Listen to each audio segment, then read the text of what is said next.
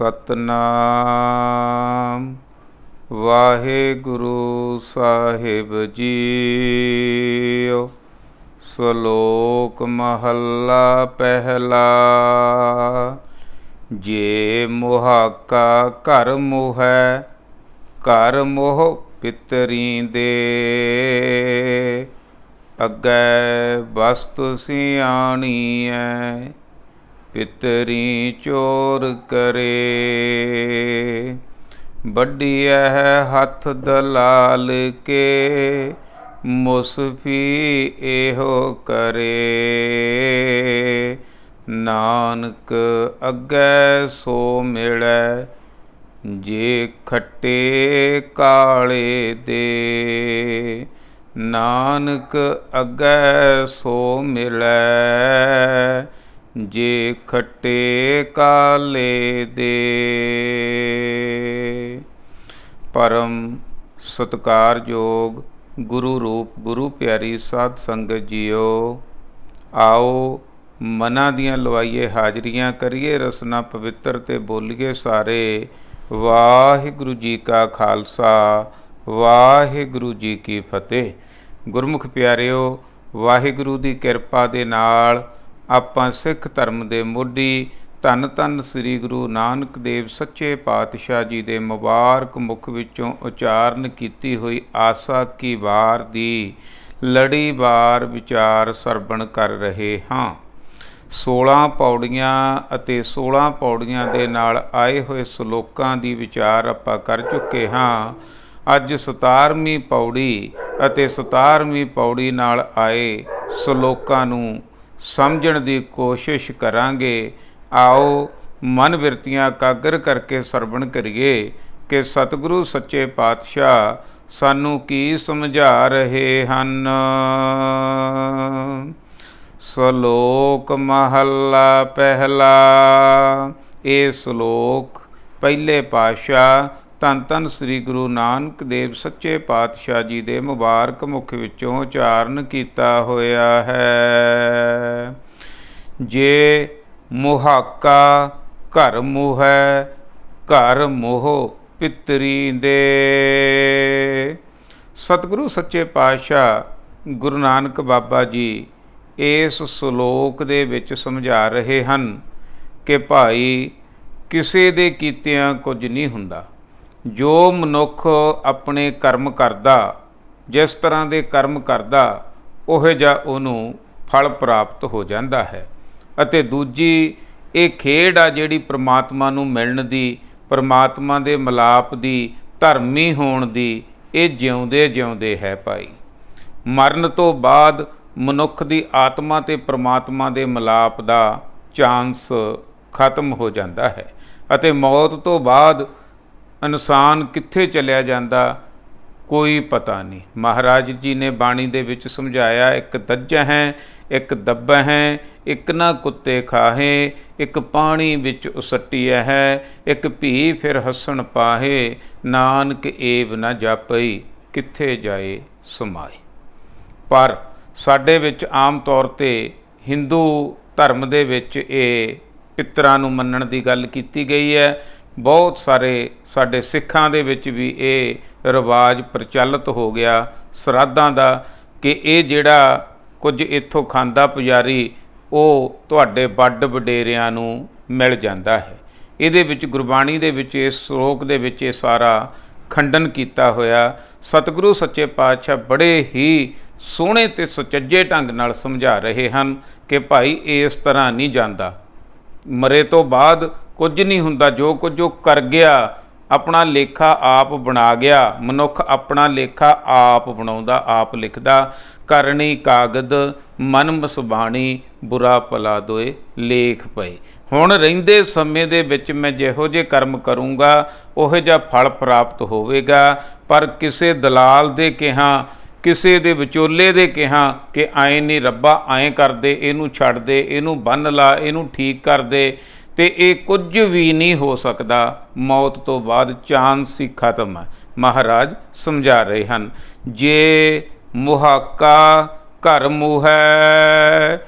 मुहाका हुंदा ठग, ठग चोर, ਲੁੱਟਣ ਵਾਲਾ ਲੋਕਾਂ ਨੂੰ।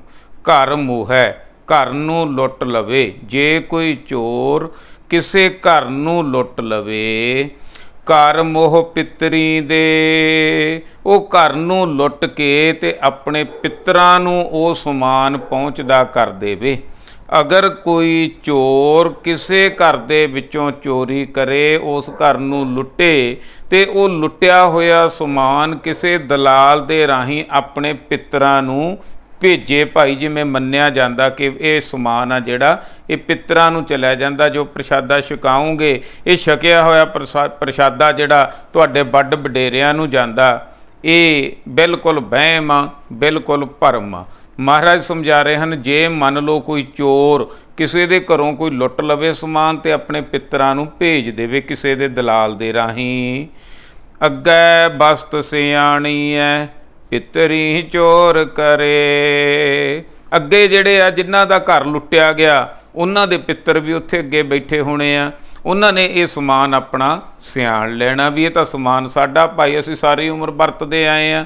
ਪਿੱਤਰੀ ਚੋਰ ਕਰੇ। ਮਹਾਰਾਜ ਸਮਝਾ ਰਹੇ ਹਨ, ਐਸਾ ਆਦਮੀ ਤਾਂ ਆਪਣੇ ਪਿੱਤਰਾਂ ਨੂੰ ਵੀ ਆਪਣੇ ਵੱਡ ਵਡੇਰਿਆਂ ਨੂੰ ਵੀ ਚੋਰ ਬਣਾ ਦਿੰਦਾ ਹੈ। ਵੱਡੀ ਹੈ ਹੱਥ ਦਲਾਲ ਕੇ ਮੁਸਫੀ ਇਹ ਕਰੇ। ਮਹਾਰਾਜ ਸਮਝਾ ਰਹੇ ਹਨ, ਫਿਰ ਤਫਤੀਸ਼ ਹੁੰਦੀ ਹੈ ਭਾਈ, ਫਿਰ ਪੁੱਛ ਗਿੱਛ ਹੁੰਦੀ ਹੈ। ਭਾਈ ਇਹ ਸਮਾਨ ਕਿੱਥੋਂ ਆਇਆ? ਜਦ ਦੋ ਜਣਿਆਂ ਦਾ ਰੌਲਾ ਪੈ ਗਿਆ ਉੱਥੇ ਪਿੱਤਰਾਂ ਦੇ ਵਿੱਚ, ਪਿੱਤਰਾਂ ਕੋਲੇ ਸਮਾਨ ਭੇਜ ਦਿੱਤਾ, ਕਿਸੇ ਦਾ ਚੋਰੀ ਦਾ ਸੀ, ਉਹਨੂੰ ਪਤਾ ਨਹੀਂ ਲੱਗਿਆ, ਉਹਨੇ ਪੁਜਾਰੀ ਨੇ ਪੈਸੇ ਲਏ ਤੇ ਗਾਂਹ ਸਪਲਾਈ ਕਰਤਾ ਸਮਾਨ। ਉੱਥੇ ਜਾ ਕੇ ਪੈ ਗਈ ਲੜਾਈ, ਕਿਉਂਕਿ ਉਹ ਜਿਨ੍ਹਾਂ ਦੇ ਘਰੋਂ ਸਮਾਨ ਚੋਰੀ ਕੀਤਾ ਸੀ ਉਹ ਪਿੱਤਰ ਕਹਿੰਦੇ ਸਾਡਾ, ਤੇ ਦੂਜਾ ਕਹਿੰਦਾ ਇਹ ਸਾਡਾ, ਮੇਰੇ ਰਾਹੀਂ ਆਇਆ। ਇਸ ਤਰ੍ਹਾਂ ਭਾਈ ਆਪਣੇ ਚੋਰਾਂ, ਆਪਣੇ ਪਿੱਤਰਾਂ ਨੂੰ ਵੀ ਉਹਨੇ ਚੋਰ ਬਣਾ ਲਿਆ। ਹੁਣ ਕੀ ਪੁੱਛ-ਗਿੱਛ ਤੋਂ ਬਾਅਦ ਕੀ ਹੋਇਆ? ਸਾਰੀ ਜਦੋਂ ਪੁੱਛ-ਗਿੱਛ ਹੋਈ, ਸਾਰੀ ਤਫਤੀਸ਼ ਹੋਈ, ਤਾਂ ਪਤਾ ਲੱਗਿਆ ਕਿ ਇੱਕ ਦਲਾਲ ਆ ਥੱਲੇ ਰਹਿੰਦਾ, ਨਕਲੀ ਧਰਮੀ, ਜਿਹੜਾ ਗਾਹਾਂ ਪਹੁੰਚਾਉਂਦਾ ਚੀਜ਼ਾਂ, ਉਹਦੇ ਹੱਥ ਵੱਢੋ, ਉਹਨੂੰ ਉਹਦੇ ਹੱਥ ਵੱਢ ਦਿੱਤੇ ਜਾਣ। ਵੱਡੀਐ ਹੱਥ ਦਲਾਲ ਕੇ ਮੁਸਫੀ ਇਹੋ ਕਰੇ। ਇਹ ਮੁਸਫੀ ਹੁੰਦਾ ਇਨਸਾਫ, ਇਹ ਇਨਸਾਫ ਹੁੰਦਾ, ਨਿਆਂ ਹੁੰਦਾ ਰੱਬ ਵਾਲੇ ਪਾਸਿਓਂ, ਕਿ ਜਿਹੜਾ ਵਿਚਾਲੇ ਦਲਾਲ ਆ, ਜਿਹੜਾ ਵਿਚਾਲੇ ਵਿਚੋਲਾ, ਉਹਦੇ ਹੱਥ ਵੱਢੇ ਜਾਣ। ਉਹ ਝੂਠਾ, ਉਹਨੇ ਝੂਠ ਬੋਲਿਆ ਵਿਚਾਲੜੇ ਬੰਦੇ ਨੇ।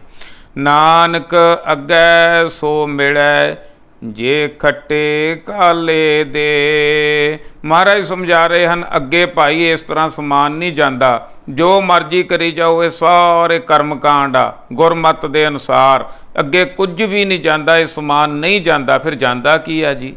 ਕੁਝ ਨਾ ਕੁਝ ਜਾਂਦਾ ਵੀ ਤਾਂ ਹੋਏਗਾ।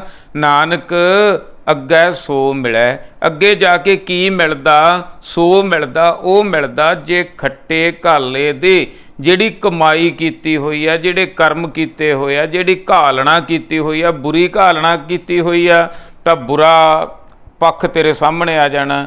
ਚੰਗੀ ਘਾਲਣਾ ਕੀਤੀ ਹੋਈ ਆ, ਚੰਗੀ ਕਮਾਈ ਕੀਤੀ ਹੋਈ ਆ ਤਾਂ ਚੰਗਾ ਪੱਖ ਸਾਹਮਣੇ ਆ ਜਾਣਾ। ਉੱਥੇ ਤਾਂ ਇਨਸਾਫ ਹੁੰਦਾ। ਚੰਗਿਆਈਆਂ ਬੁਰਾਈਆਂ ਵਾਚੈ ਧਰਮ ਹਦੂਰ, ਕਰਮੀ ਆਪੋ ਆਪਣੀ ਕੇ ਨੇੜੈ ਕੇ ਦੂਰ। ਜਿਨੀ ਨਾਮ ਧਿਆਇਆ ਗਏ ਮਸ਼ੱਕਤ ਘਾਲ, ਨਾਨਕ ਤੇ ਮੁਖ ਉਜਲੇ ਕੀਤੀ ਛੁੱਟੀ ਨਾਲ। ਇੱਥੇ ਤਾਂ ਨਾਮ ਜਪਣ ਵਾਲੇ ਆ ਜਿਹੜੇ ਥਾਂ ਪੈ ਜਾਂਦੇ ਆ, ਜਿਹੜੇ ਗੁਰਮੁਖ ਬਣ ਕੇ ਜ਼ਿੰਦਗੀ ਬਤੀਤ ਕਰਕੇ ਜਾਂਦੇ ਆ ਉਹ ਥਾਂ ਪੈ ਜਾਂਦੇ ਆ। ਜਿਹੜੇ ਮਨਮੁਖ ਬਣ ਕੇ ਜ਼ਿੰਦਗੀ ਬਤੀਤ ਕਰਦੇ ਆ, ਪਹਿਲਾਂ ਬੁਰੇ ਕੰਮ ਕਰਦੇ ਆ ਤੇ ਫਿਰ ਕਿਸੇ ਧਰਮੀ ਬੰਦੇ ਨੂੰ ਥੋੜ੍ਹੀ ਬਹੁਤੀ ਰਿਸ਼ਵਤ ਦੇ ਕੇ ਉਹ ਰੱਬ ਨੂੰ ਵੀ ਰਿਸ਼ਵਤੀ ਬਣਾਉਣ ਦੀ ਕੋਸ਼ਿਸ਼ ਕਰਦੇ ਆ। ਮਹਾਰਾਜ ਕਹਿੰਦੇ ਉਹ ਮਾਰੇ ਜਾਂਦੇ ਆ। ਤੇ ਸਗੋਂ ਐਸੇ ਨਕਲੀ ਧਰਮੀ ਵੀ ਜਿਹੜੇ ਇੱਧਰੋਂ ਮਾਲ ਲੈ ਕੇ ਅੱਗੇ ਸਪਲਾਈ ਕਰਨ ਦਾ ਕੰਮ ਕਰਦੇ ਆ, ਜੋ ਅੱਗੇ ਕੁਝ ਹੈ ਹੀ ਨਹੀਂ, ਜੋ ਪਹੁੰਚ ਹੀ ਨਹੀਂ ਸਕਦਾ, ਇਹ ਝੂਠ ਦਾ ਕੰਮ ਕਰਦੇ ਆ, ਉਹ ਮਾਰੇ ਜਾਂਦੇ ਹਨ ਜੀ। ਮਹੱਲਾ ਪਹਿਲਾ। ਅਗਲੇ ਸ਼ਲੋਕ ਦੀ ਬਖਸ਼ਿਸ਼ ਕਰ ਰਹੇ ਹਨ ਗੁਰੂ ਬਾਬਾ ਜੀ।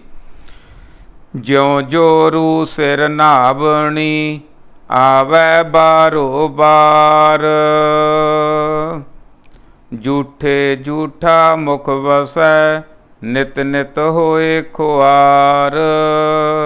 ਸੂਚੇ ਏ ਨਾ ਆਖੀਐ ਬਹਿਨ ਜੇ ਪਿੰਡਾ ਧੋਏ, ਸੂਚੇ ਸੇ ਨਾਨਕਾ ਜਿਨ ਮਨ ਬਸਿਆ ਸੋਏ। ਸਤਿਗੁਰੂ ਸੱਚੇ ਪਾਤਸ਼ਾਹ ਇੱਥੇ ਵੀ ਸਮਝਾ ਰਹੇ ਹਨ, ਜਿਉਂ ਜੋਰੂ ਸਿਰ ਨਾਵਣੀ। ਜੋਰੂ ਤੋਂ ਅਰਥ ਹੈ, ਭਾਵ ਹੈ ਇਸਤਰੀ। ਸਿਰ ਨਾਵਣੀ ਦਾ ਅਰਥ ਹੈ ਮਹਾਂਵਾਰੀ, ਜੋ ਬੀਬੀਆਂ ਨੂੰ, ਭੈਣਾਂ ਨੂੰ, ਬੱਚੀਆਂ ਨੂੰ, ਇਸਤਰੀਆਂ ਨੂੰ ਮਹਾਂਵਾਰੀ ਆਉਂਦੀ ਆ ਮਹੀਨੇ ਦੇ ਬਾਅਦ। ਅਤੇ ਇਹ ਜਿਹੜਾ ਹੈ, ਜਿਉਂ ਜੋਰੂ ਸਿਰ ਨਾਵਣੀ ਆਵੈ ਬਾਰੋ ਬਾਰ। ਇਹ ਦਿਨ ਜਿਹੜੇ ਆ ਮਹਾਰਾਜ ਬੰਨਿਓ, ਕੁਦਰਤ ਬੰਨਿਓ, ਪ੍ਰਮਾਤਮਾ ਵਾਲੇ ਵੱਲੋਂ ਹੀ ਬੀਬੀ 'ਤੇ 4-5 ਦਿਨ ਇਹੋ ਜਿਹੇ ਆਉਂਦੇ ਆ ਜਿਹਦੇ ਨਾਲ ਉਹਦੀ ਸਾਰਾ ਅੰਦਰੋਂ ਜਿਹੜਾ ਹੈ ਮਹਾਂਵਾਰੀ ਦੇ ਵਿੱਚ ਗੰਦਾ ਖੂਨ ਸਾਰਾ ਨਿਕਲ ਜਾਂਦਾ, ਸਾਰੀ ਸਫਾਈ ਹੋ ਜਾਂਦੀ ਹੈ। ਅਤੇ ਕਈ ਵਾਰੀ ਕਈ ਧਰਮਾਂ ਦੇ ਵਿੱਚ ਉਸ ਸਮੇਂ ਬੀਬੀ ਨੂੰ ਅਪਵਿੱਤਰ ਵੀ ਮੰਨਿਆ ਜਾਂਦਾ, ਪਰ ਗੁਰਮਤ ਇਹ ਗੱਲ ਨਹੀਂ ਮੰਨਦੀ। ਪੁਰਾਤਨ ਕਈ ਜਿਹੜੇ ਹੈਗੇ ਆ ਹਿੰਦੂ ਮਤ ਦੇ ਬਾਬੇ, ਪਰ ਹੈ ਸਿੱਖਾਂ ਦੇ ਵਿੱਚ, ਉਹ ਤਾਂ ਇਹ ਗੱਲ ਮੰਨਦੇ ਆ, ਉਹ ਤਾਂ ਪ੍ਰਚਾਰ ਕਰਦੇ ਆ ਬੀਬੀ ਪਾਠ ਨਹੀਂ ਕਰ ਸਕਦੀ, ਬੀਬੀ ਸੇਵਾ ਨਹੀਂ ਕਰ ਸਕਦੀ ਉਹਨਾਂ ਦਿਨਾਂ ਦੇ ਵਿੱਚ। ਪਰ ਗੁਰਮਤ ਮੁਤਾਬਕ ਕੁਝ ਨਹੀਂ ਹੈ, ਇਹ ਕੁਦਰਤੀ ਕਿਰਿਆ ਭਾਈ। ਇਹ ਜੇ ਕਿਰਿਆ ਨਾ ਹੋਵੇ ਤਾਂ ਅਸੀਂ ਹੋਂਦ 'ਚ ਆ ਹੀ ਨਹੀਂ ਸਕਦੇ, ਬੱਚਾ ਪੈਦਾ ਹੋ ਹੀ ਨਹੀਂ ਸਕਦਾ। ਮਹਾਰਾਜ ਇਹਨੂੰ ਸਮਝਾਉਣਾ ਚਾਹੁੰਦੇ ਆ ਵੀ ਕੀ ਗੱਲ ਆ ਭਾਈ, ਤੂੰ ਬੀਬੀਆਂ ਨੂੰ ਕਹਿਣਾ ਨਾ ਬਈ ਇਹ ਝੂਠੀਆਂ ਹੋ ਜਾਂਦੀਆਂ, ਇਹ ਪਾਠ ਨਹੀਂ ਕਰ ਸਕਦੀਆਂ, ਇਸ ਤਰ੍ਹਾਂ ਨਹੀਂ ਕਰ ਸਕਦੀਆਂ, ਉਹ ਤੂੰ ਆਪ ਦੇ ਵੱਲ ਦੇਖ। ਉਹਨਾਂ ਨੂੰ ਤਾਂ ਮਹੀਨੇ ਬਾਅਦ ਆਉਂਦੀ ਹੈ, ਉਹ ਤਾਂ ਕੁਦਰਤੀ ਸਫਾਈ ਹੁੰਦੀ ਹੈ। ਪਰ ਜਿਹੜੀ ਤੇਰੇ ਝੂਠ ਦੇ ਨਾਲ ਤੇਰੇ ਮੁੱਖ ਦੇ ਵਿੱਚੋਂ ਜਿਹੜਾ ਗੰਦਾ ਖੂਨ ਵਗ ਰਿਹਾ, ਤੂੰ ਨਿਤ ਨਿਤ ਖੁਆਰ ਹੋ ਰਿਹਾ ਨਕਲੀ ਧਰਮੀਆਂ, ਉਧਰਲੇ ਪਾਸੇ ਨੂੰ ਦੇਖ। ਮਹਾਰਾਜ ਸਮਝਾ ਰਹੇ ਹਨ, ਜਿਉਂ ਜੋਰੂ ਸਿਰ ਨਾਵਣੀ ਆਵੈ ਬਾਰੋ ਬਾਰ। ਜਿਵੇਂ ਬੀਬੀਆਂ ਨੂੰ, ਇਸਤਰੀਆਂ ਨੂੰ ਸਿਰ ਨਾਵਣੀ ਮਹਾਂਵਾਰੀ ਬਾਰ-ਬਾਰ ਆਉਂਦੀ ਹੈ। ਝੂਠੇ ਝੂਠਾ ਮੁਖ ਵਸੈ, ਉਹ ਕੋਈ ਮਾੜੀ ਨਹੀਂ ਭਾਈ, ਉਹ ਕੁਦਰਤੀ ਕਿਰਿਆ। ਪਰ ਅਸਲ ਤਾਂ ਧਰਮੀਆਂ ਤੂੰ ਸੁੱਚਾ ਹੋਇਆ ਹੀ ਨਹੀਂ, ਸੱਚੇ ਨਾਮ ਨਾਲ ਜੁੜਿਆ ਹੀ ਨਹੀਂ। ਝੂਠੇ ਝੂਠਾ ਮੁਖ ਵਸੈ, ਤੇਰੇ ਮੁਖ ਦੇ ਵਿੱਚ, ਮੂੰਹ ਦੇ ਵਿੱਚ ਝੂਠ ਆ, ਝੂਠਾ ਹੋਇਆ ਨਿਤ ਨਿਤ ਹੋਏ ਖੁਆਰ। ਇਸ ਜਿਹੜਾ ਲੋਭ ਦੇ ਖੂਨ ਦੇ ਨਾਲ, ਮੈਲੇ ਖੂਨ ਦੇ ਨਾਲ, ਲੋਭ ਲਾਲਚ ਦੇ ਖੂਨ ਦੇ ਨਾਲ ਤੂੰ ਨਿਤ ਨਿਤ ਖੁਆਰ ਹੋ ਰਿਹਾ ਹੈ। ਸੋਚੇ ਇਹ ਨਾ ਆਖੀਐ ਬਹਿਨ ਜੇ ਪਿੰਡਾ ਧੋਏ। ਮਹਾਰਾਜ ਸਮਝਾ ਰਹੇ ਹਨ, ਕਈ ਵਾਰੀ ਬਾਹਰੋਂ ਹੀ ਬੰਦਾ ਨਹਾ ਧੋ ਕੇ ਬੈਠ ਜਾਂਦਾ। ਇਸ਼ਨਾਨ ਕਿਹਦਾ ਹੋਣਾ? ਮਨ ਦਾ। ਸੁਣਿਆ, ਮੰਨਿਆ, ਮਨ ਕੀਤਾ ਭਾਓ, ਅੰਤਰਗਤ ਤੀਰਥ ਮਲ ਨਾਓ। ਅੰਦਰਲੇ ਤੀਰਥ ਤੇ ਇਸ਼ਨਾਨ ਕਰਨਾ ਜੋ ਮਨੁੱਖ ਦੇ ਅੰਦਰ ਹੀ ਹੈ। ਪਰ ਬਾਹਰੋਂ ਕਈ ਇਸ਼ਨਾਨ ਕਰਕੇ ਬੈਠ ਜਾਂਦੇ ਆ, ਸੁੱਚੇ ਸੱਚੇ ਹੋ ਕੇ ਬੈਠ ਜਾਂਦੇ ਆ। ਉਹ ਸਾਫ਼ ਤਾਂ ਹੋ ਸਕਦੇ ਆ ਬਾਹਰਲੇ ਪਾਣੀ ਦੇ ਨਾਲ, ਸੁੱਚੇ ਤਾਂ ਚੰਗੇ ਕਰਮ ਕਰਨ ਦੇ ਨਾਲ ਹੁੰਦੇ ਆ। ਕਈ ਵਾਰੀ ਆਪਾਂ ਕਹਿੰਦੇ ਨਾ ਹੱਥ ਸੁੱਚੇ ਕਰ ਲਈਏ, ਸੁੱਚੇ ਨਹੀਂ ਹੁੰਦੇ, ਸਾਫ਼ ਹੁੰਦੇ ਆ। ਹੱਥ ਸੁੱਚੇ ਹੁੰਦੇ ਆ ਚੰਗੇ ਕਰਮ ਕਰਨ ਦੇ ਨਾਲ, ਦਿਮਾਗ ਸੁੱਚਾ ਹੁੰਦਾ ਚੰਗੀਆਂ ਸੋਚਾਂ ਸੋਚਣ ਦੇ ਨਾਲ, ਹੱਥ ਪੈਰ ਆ ਜਿਹੜੇ ਸੁੱਚੇ ਹੁੰਦੇ ਆ ਚੰਗੇ ਪਾਸੇ ਜਾਣ ਦੇ ਨਾਲ। ਮਹਾਰਾਜ ਸਮਝਾ ਰਹੇ ਹਨ, ਬਾਹਰਲਾ ਕੰਮ ਨਹੀਂ ਹੁੰਦਾ, ਸੁੱਚੇ ਇਹ ਨਾ ਆਖੀਐ। ਦੇਖਿਓ ਕਿਤੇ ਭੁੱਲ ਕੇ ਵੀ ਭਾਈ ਇਹਨਾਂ ਨੂੰ ਸੁੱਚੇ ਨਾ ਸਮਝ ਲਿਓ। ਕਿੰਨਾਂ ਨੂੰ ਜੀ? ਬਹਿਨ ਜੇ ਪਿੰਡਾ ਧੋਏ, ਜੇ ਬਾਹਰੋਂ ਮਨ ਮੈਲੇ, ਸਭ ਕੁਛ ਮੈਲਾ, ਤਨ ਧੋਤੇ ਮਨ ਹੱਛਾ ਨਾ ਹੋਏ। ਬਹਿਨ ਜੇ ਪਿੰਡਾ ਧੋਏ, ਜਿਹੜੇ ਆ ਬਾਹਰੋਂ ਪਿੰਡਾ ਧੋ ਕੇ ਲਿਸ਼ਕ ਪੁਸ਼ਕ ਕੇ ਬਹਿ ਜਾਂਦੇ ਆ ਨਾ, ਮਹਾਰਾਜ ਕਹਿੰਦੇ ਇਹਨਾਂ ਨੂੰ ਸੁੱਚੇ ਨਾ ਸਮਝ ਲਿਓ ਕਿਤੇ। ਫਿਰ ਮਹਾਰਾਜ ਸੁੱਚੇ ਕਿਹਨੂੰ ਸਮਝੀਏ? ਸੁੱਚੇ ਕੌਣ ਹੁੰਦੇ ਹਨ? ਸੁੱਚੇ ਸੇਈ ਨਾਨਕਾ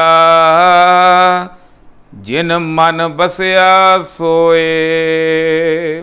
ਗੁਰਬਾਣੀ ਦੇ ਮੁਤਾਬਕ ਥੋੜ੍ਹਾ ਫਰਕ ਆ ਬਾਕੀ ਚੀਜ਼ਾਂ ਦੇ ਨਾਲੋਂ, ਬਾਹਰਲੀ ਦੁਨੀਆ ਨਾਲੋਂ।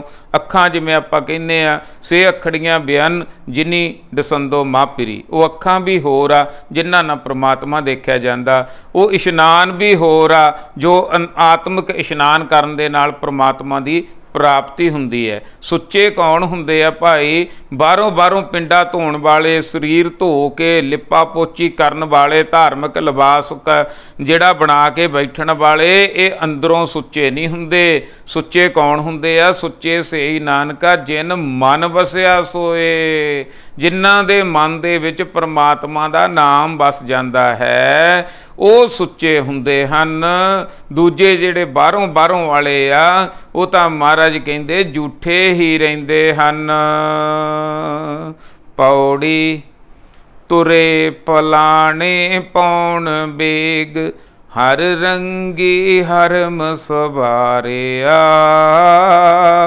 ਕੋਠੇ ਮੰਡਪ ਮਾੜੀਆਂ, ਲਾਏ ਬੈਠੇ ਕਰ ਪਾਸਾਰਿਆ। ਚੀਜ਼ ਕਰਨ ਮਨ ਭਾਵ ਦੇ, ਹਰ ਬੁਝਨ ਨਾਹੀ ਹਾਰਿਆ। ਕਰ ਫੁਰਮਾਇਸ਼ ਖਾਇਆ, ਵੇਖ ਮਹਿਲਤ ਮਰਨ ਵਿਸਾਰਿਆ। ਜਰ ਆਈ ਜੋਬਨ ਹਾਰਿਆ। ਤੁਰੇ ਪਲਾਣੇ ਪਾਉਣ ਬੇਗ। ਮਹਾਰਾਜ ਸਮਝਾ ਰਹੇ ਹਨ ਪਰਮਾਤਮਾ ਦੇ ਨਾਮ ਤੋਂ ਬਿਨਾਂ, ਆਤਮਿਕ ਗਿਆਨ ਤੋਂ ਬਿਨਾਂ, ਗੁਰਮੁਖ ਬਣਨ ਤੋਂ ਬਿਨਾਂ, ਗੁਰਬਾਣੀ ਨਾਲ ਜੁੜਨ ਤੋਂ ਬਿਨਾਂ ਮਨੁੱਖ ਬਾਹਰਲੇ ਕੰਮਾਂ ਦੇ ਵਿੱਚ ਫਸ ਕੇ ਰਹਿ ਜਾਂਦਾ ਹੈ। ਤੁਰੇ ਪਲਾਣੇ, ਤੁਰੇ ਹੁੰਦਾ ਘੋੜੇ, ਪਲਾਣੇ ਹੁੰਦਾ ਕਾਠੀਆਂ। ਤੁਰੇ ਪਲਾਣੇ ਕੋਠੀਆਂ ਸਮੇਤ, ਕਾਠੀਆਂ ਸਮੇਤ ਘੋੜੇ ਵਧੀਆ ਪਾਉਣ ਬੇਗ। ਹਵਾ ਦੇ ਵਾਂਗੂ ਨੱਠਣ ਵਾਲੇ ਘੋੜੇ। ਇੰਨਾ ਸਮਾਨ ਬਾਹਰਲਾ ਅੱਜ ਦੀ ਤਰੀਕ 'ਚ ਵਧੀਆ ਗੱਡੀਆਂ, ਇੰਪੋਰਟਡ ਕਾਰਾਂ ਸਮਝ ਲਓ। ਹਰ ਰੰਗੀ ਹਰ ਮਸਵਾਰਿਆ। ਹਰ ਰੰਗੀ, ਹਰ ਰੰਗ ਦਾ ਆਨੰਦ ਮਾਣਦਾ ਮਨੁੱਖ ਆਪਦੇ ਜਾਣੇ। ਹਰਮ ਸਵਾਰਿਆ। ਹਰਮ ਹੁੰਦਾ ਮਹੱਲ ਜਿਹਦੇ ਵਿੱਚ ਔਰਤਾਂ ਰੱਖੀਆਂ ਜਾਂਦੀਆਂ ਸੀ। ਅੱਗੇ ਰਾਜੇ ਰਾਣੇ ਹਰਮ ਦੇ ਵਿੱਚ ਕਈ ਔਰਤਾਂ ਨੂੰ ਰੱਖਦੇ ਹੁੰਦੇ ਸੀ। ਮਹਾਰਾਜ ਸਮਝਾ ਰਹੇ ਹਨ ਤੁਰੇ ਪਲਾਣੇ ਪਾਉਣ ਬੇਗ, ਹਰ ਰੰਗੀ ਹਰਮ ਸਵਾਰਿਆ। ਭਾਈ ਮਨੁੱਖ ਨੇ, ਮਨੁੱਖ ਦੇ ਕੋਲ ਬਾਹਰਲੀਆਂ ਚੀਜ਼ਾਂ ਇੰਨੀਆਂ ਵੀ ਹੋਣ, ਇੰਨਾ ਕੁਝ ਵੀ ਹੋਵੇ, ਹਵਾ ਨਾਲ ਗੱਲਾਂ ਕਰਨ ਵਾਲੇ ਘੋੜੇ ਹੋਣ, ਕਾਠੀਆਂ ਬੜੀਆਂ ਮਹਿੰਗੀਆਂ ਪਾਈਆਂ ਹੋਣ, ਹੀਰੇ ਜੜੀਆਂ, ਹਰ ਰੰਗੀ ਹਰਮ ਸਵਾਰਿਆ। ਹਰ ਜਿਹੜੇ ਚੋਜ ਕਰਦਾ ਹੋਵੇ, ਹਰ ਫਰਮਾਇਸ਼ ਪੂਰੀ ਹੁੰਦੀ ਹੋਵੇ, ਤੇ ਹਰਮ ਸਵਾਰਿਆ, ਔਰਤਾਂ ਦਾ ਹਰਮ ਆ ਜਿਹੜਾ ਸਵਾਰਿਆ ਹੋਵੇ। ਕੋਠੇ ਮੰਡਪ ਮਾੜੀਆਂ, ਲਾਏ ਬੈਠੇ ਕਰ ਪਾਸਾਰਿਆ।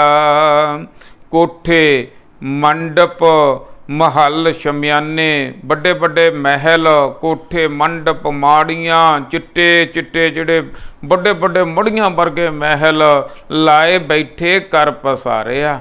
ਭਾਈ ਮਨੁੱਖ ਇਸ ਤਰ੍ਹਾਂ ਪੱਸਰ ਕੇ ਬੈਠ ਜਾਂਦਾ ਹੈ। ਮਨੁੱਖ ਮਟੀਰੀਅਲ ਵਰਲਡ ਦੇ ਵਿੱਚ ਫਸ ਕੇ ਬੈਠ ਜਾਂਦਾ। ਤਿੰਨ ਗੁਣ ਕਹਿੰਦੇ ਇਹਨੂੰ, ਰਜੋ ਤਮੋ ਤੇ ਸਤੋ। ਚੌਥੇ ਗੁਣ ਵਿੱਚ ਪ੍ਰਵੇਸ਼ ਨਹੀਂ ਕਰ ਸਕਦਾ, ਪਰਮਾਤਮਾ ਵਾਲੇ ਪਾਸੇ ਨਹੀਂ ਚੱਲ ਸਕਦਾ, ਜਿਹੜਾ ਬਾਹਰਲੇ ਦਿਖਦੇ ਕੰਮਾਂ ਦੇ ਵਿੱਚ ਫਸ ਜਾਂਦਾ ਹੈ। ਤੁਰੇ ਪਲਾਣੇ ਪਾਉਣ ਬੇਗ, ਹਰ ਰੰਗੀ ਹਰਮ ਸਵਾਰਿਆ। ਕੋਠੇ ਮੰਡਪ ਮਾੜੀਆਂ, ਲਾਏ ਬੈਠੇ ਕਰ ਪਸਾਰਿਆ। ਪਸਰ ਕੇ ਬੈਠ ਗਿਆ। ਹੁਣ ਦੇਖੋ, ਇੱਕ ਧਿਆਨ ਦੇ ਵਿੱਚ ਰੱਖਿਓ ਗੱਲ, ਗੱਡੀਆਂ ਮੋਟਰਾਂ ਮਾੜੀਆਂ ਨਹੀਂ। ਇਹਦਾ ਭਾਵ ਇਹ ਨਹੀਂ ਸਮਝ ਲੈਣਾ ਵੀ ਸਿੱਖ ਜਿਹੜੇ ਆ ਤਰੱਕੀ ਨਾ ਕਰਨ ਜਾਂ ਅਸੀਂ ਤਰੱਕੀ ਨਾ ਕਰੀਏ ਜਾਂ ਉਹੀ ਗਰੀਬ ਜਿਹੀ ਬਣ ਕੇ ਬਹਿ ਜਾਈਏ। ਇਹਦਾ ਮਤਲਬ ਇਹ ਨਹੀਂ, ਸਾਡੀ ਸੁਰਤ ਦੇ ਵਿੱਚ ਨਾ ਫਸੇ। ਚੰਗੇ ਘੋੜੇ ਹੋਣ ਕਾਠੀਆਂ ਵਾਲੇ, ਪਰ ਇਹ ਸੁਰਤ ਦੇ ਵਿੱਚ ਕਾਠੀ ਵਾਲਾ ਘੋੜਾ ਨਾ ਫਸ ਜੇ ਵੀ ਮੇਰੇ ਕੋਲ ਹੀ ਘੋੜਾ, ਬਸ ਬਾਕੀਆਂ ਕੋਲੇ ਤਾਂ ਹੈ ਹੀ ਨਹੀਂ। ਮੇਰੇ ਕੋਲ ਹੀ ਸਭ ਤੋਂ ਵਧੀਆ ਚੀਜ਼ ਆ, ਮੇਰੇ ਕੋਲ ਹੀ ਸਭ ਤੋਂ ਵਧੀਆ ਗੱਡੀ ਆ, ਮੇਰੇ ਕੋਲ ਹੀ ਸਭ ਤੋਂ ਵਧੀਆ ਕੋਠੀ ਆ। ਇਹ ਕਿਤੇ ਸੁਰਤ 'ਚ ਇੱਥੇ ਵੜ ਕੇ ਨਾ ਬਹਿ ਜਾਣ। ਮਾੜੀਆਂ ਨਹੀਂ ਚੀਜ਼ਾਂ ਇਹ ਸਾਰੀਆਂ ਵਰਤਣ ਵਾਸਤੇ, ਪਰ ਮਹਾਰਾਜ ਕਹਿੰਦੇ ਅਗਿਆਨਤਾ ਦੇ ਕਾਰਨ, ਗਿਆਨ ਤੋਂ ਬਿਨਾਂ, ਗੁਰਬਾਣੀ ਨਾਲ ਜੁੜਨ ਤੋਂ ਬਿਨਾਂ ਇਹ ਦਿਮਾਗ ਦੇ ਵਿੱਚ ਫਸ ਕੇ ਬਹਿ ਜਾਂਦਾ ਮਟੀਰੀਅਲ ਵਰਲਡ। ਇਸ ਤਰ੍ਹਾਂ ਮਨੁੱਖ ਪੱਸਰ ਕੇ ਇਹਨਾਂ ਦੇ ਵਿੱਚ, ਸਾਰੇ ਮਟੀਰੀਅਲ ਵਰਲਡ ਦੇ ਵਿੱਚ ਫਸ ਕੇ ਰਹਿ ਜਾਂਦਾ ਹੈ। ਚੀਜ਼ ਕਰਨ ਮਨ ਭਾਵ ਦੇ, ਹਰ ਬੁੱਝਨ ਨਾਹੀ ਹਾਰਿਆ। ਚੀਜ਼ ਕਰਨ ਮਨ ਭਾਵਦੇ, ਮਨ ਭਾਉਂਦੇ ਚੋਜ ਕਰਦੇ ਆ।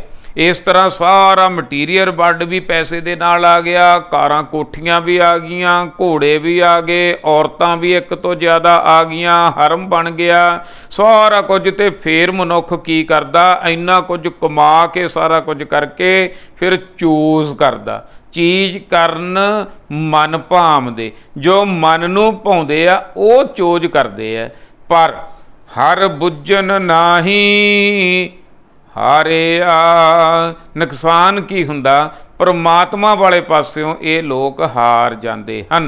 ਜਿਹੜੇ ਬਾਹਰਲੇ ਮਟੀਰੀਅਲ ਵਰਲਡ ਦੇ ਵਿੱਚ ਫਸ ਜਾਂਦੇ ਹਨ ਅਗਿਆਨਤਾ ਦੇ ਕਾਰਨ, ਸਤਿਗੁਰੂ ਦੇ ਨਾਲ ਮਿਲਾਪ ਤੋਂ ਬਿਨਾ, ਅਕਲ ਮਤ ਤੋਂ ਬਿਨਾ, ਅਕਲੀ ਸਾਹਿਬ ਸੇਵੀਐ ਅਕਲੀ ਪਾਈਐ ਮਾਨ, ਅਕਲੀ ਪੜ੍ਹ ਕੇ ਬੁੱਝੀਐ ਤੇ ਅਕਲੀ ਕੀਚੈ ਦਾਨ। ਇਹਨਾਂ ਕੰਮਾਂ ਦੇ ਵਿੱਚ, ਤਿੰਨਾਂ ਗੁਣਾਂ ਦੇ ਵਿੱਚ ਫਸ ਕੇ ਮਨੁੱਖ ਅਗਿਆਨਤਾ ਦੇ ਕਾਰਨ ਸੱਚ ਵਾਲੇ ਰਸਤੇ ਨੂੰ ਨਹੀਂ ਚੱਲਦੇ। ਬੁੱਝਣ ਨਾਹੀਂ, हर बुझन नाही, हरि परमात्मा बारे भेद बुझते ही नहीं, जानते ही नहीं, तुरते ही नहीं।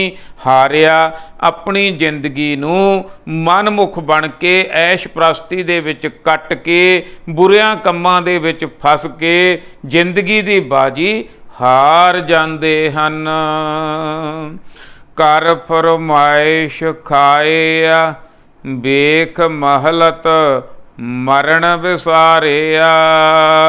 इन्हां चीज़ां दे विच फस के फिर मनुख दी फरमाइश हुंदा हुक्म, मनुख दे हुक्म चलदे आ। फिर ਜਿਹੜੀ भी फरमाइश करदा उही फरमाइश पूरी हाजिर हो जाती है। कर फरमाइश खाया, इन्ना कुछ जदों घोड़े हो गए, महल हो गए, औरतां हो गई, सारे कुछ दे विच फस गया मनुख। ते फिर खाने भी भांत भांत दे खांदा, कहंदा कल की खादा सी, अज नहीं वो चीज़ खानी, अज नवीं बना के दिओ, अज आ चीज़, अज आ चीज़, अज आ चीज़। इस तरह फरमाइशां ਜਿਹੜੀਆਂ पूरियां करदा, कर करके फरमाइशां ਇਹ ਖਾਂਦਾ ਹੈ। ਆਪਣੇ ਮਨਪਸੰਦ ਦੀਆਂ ਚੀਜ਼ਾਂ ਫਰਮਾਇਸ਼ਾਂ ਕਰ ਕਰਕੇ ਖਾਂਦਾ ਹੈ। ਵੇਖ ਮਹਲਤ मरण विसारिया, महलत महल अपने बाहरले कारोबार नूं देख के मनुख अज्ञानता दे कारण, जे तां ज्ञान होवे तां जो कुछ मर्जी होवे सुरत च ना बड़िया होवे। घर भी जिहड़ा है ये परमात्मा तूं दिता, सारियां नूं दई, गड्डी भी परमात्मा तूं दित्ती आ, सारियां नूं दई।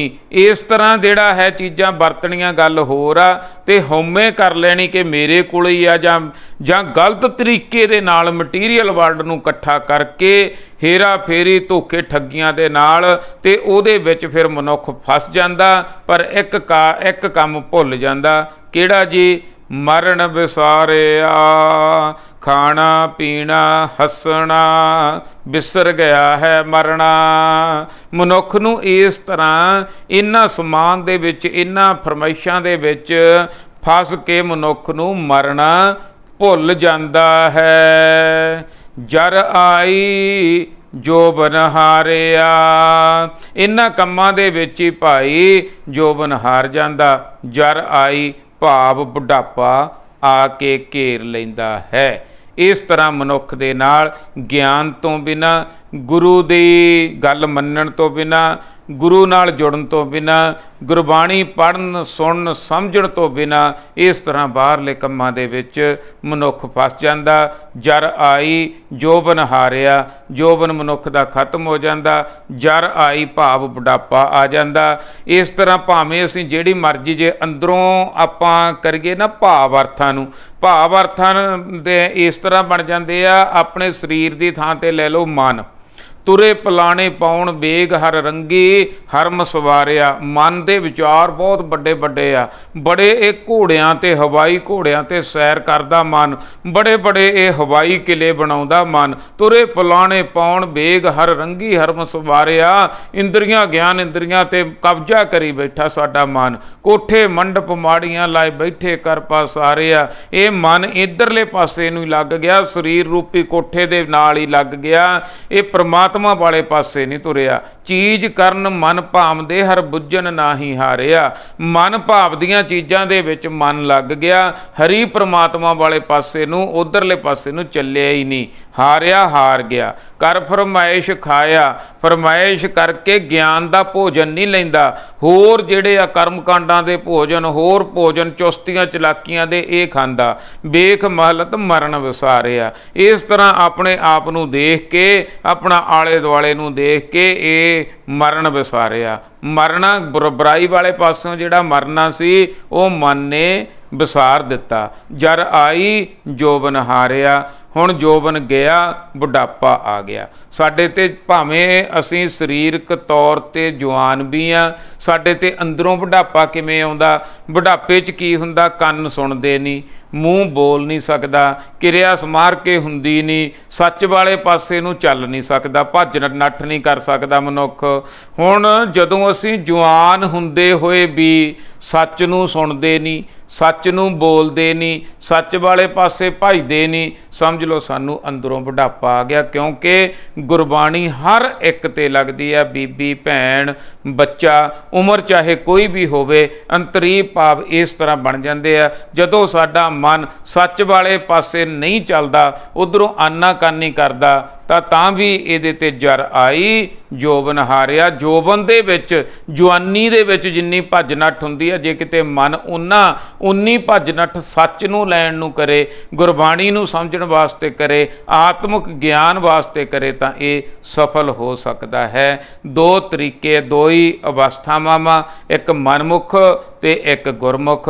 ਜੇ ਤਾਂ ਗੁਰੂ ਨਾਲ ਜੁੜ ਗਿਆ ਇਹ ਮਨ ਤਾਂ ਗੁਰਮੁਖ ਵਾਲੀ ਅਵਸਥਾ ਬਣ ਗਈ, ਤੇ ਜੇ ਨਾ ਜੁੜਿਆ ਫਿਰ ਮਨਮੁਖ ਵਾਲੀ ਅਵਸਥਾ। ਮਨਮੁਖ ਆ ਜਿਹੜਾ ਜ਼ਿੰਦਗੀ ਦੀ ਬਾਜੀ ਹਾਰ ਕੇ ਜਾਂਦਾ, ਗੁਰਮੁਖ ਆ ਜਿਹੜਾ ਉਹ ਜ਼ਿੰਦਗੀ ਦੀ ਬਾਜੀ ਨੂੰ ਜਿੱਤ ਕੇ ਜਾਂਦਾ ਹੈ। ਆਓ ਅੱਜ ਤੋਂ ਹੀ ਆਪਣੇ ਅੰਦਰੋਂ ਮਨਮੁਖਤਾ ਨੂੰ ਖਤਮ ਕਰਨ ਦੀ ਕੋਸ਼ਿਸ਼ ਕਰੀਏ ਤੇ ਗੁਰਮੁਖਤਾ ਨੂੰ ਆਪਣੇ ਅੰਦਰ ਪ੍ਰਵੇਸ਼ ਕਰਨ ਦੇਈਏ। ਹਉਮੈ ਦਾ ਢੱਕਣ ਆਪਣੇ ਉੱਪਰੋਂ ਚੱਕ ਦਈਏ। ਭਾਵ ਹਉਮੈ ਨਾਵੈ ਨਾਲ ਵਿਰੋਧ ਹੈ, ਦੋਏ ਨਾ ਬਸੇ ਇੱਕ ਠਾਏ।